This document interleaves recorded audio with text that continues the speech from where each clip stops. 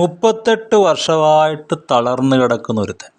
അവന് സൗഖ്യമാകാനായിട്ട് അവനോട് എന്ത് പറഞ്ഞാലും അവൻ ചെയ്യും. ശബത്താണെന്ന് യേശു പറഞ്ഞു, നീ എഴുന്നേറ്റ് കിടക്ക എടുത്ത് നടക്കുക. ശബത്തിൽ കിടക്ക ചുമക്കുന്നത് വിഹിതമല്ല. പക്ഷെ അവൻ ചാടി എഴുന്നേറ്റ് അതും ചുമന്നുകൊണ്ട് നടന്നു. യേശു മനഃപൂർവ്വം പറഞ്ഞതാ. കാരണം ഞാൻ നിനക്ക് വേണ്ടി മരിക്കാൻ പോവാ. ശബത്ത് ലംഘിച്ചതിന് അവൻ എന്നെ ഉപദ്രവിക്കും. അവിടെ സൗഖ്യം കിട്ടിയ നിനക്കപ്പോൾ എനിക്ക് വേണ്ടി ഒരു ചെറിയ കുരിശെടുത്തുകൂടെ? നിനക്ക് വേണ്ടിയും സകല മനുഷ്യർക്ക് വേണ്ടിയും കുരിശ് ചുമന്ന്, തിയററ്റിക്കലി അല്ല, ആക്ഷരികമായി കുരിശ് ചുമന്ന് അതിൽ കയറി നിങ്ങൾക്ക് സൗഖ്യം തരാൻ പോകുന്നവനാണ് ഞാൻ. അപ്പോൾ എനിക്ക് വേണ്ടി നിങ്ങളൊരു ചെറിയ കുരിശെടുക്കണ്ടേ? ബൈബിളൊക്കെ എടുത്തുകൊണ്ട് നടക്കുന്നതിൽ ലജ്ജിക്കരുത്. യേശുവിനെക്കുറിച്ച് ഓഫീസിൽ പറയുന്നതിൽ ലജ്ജിക്കരുത്.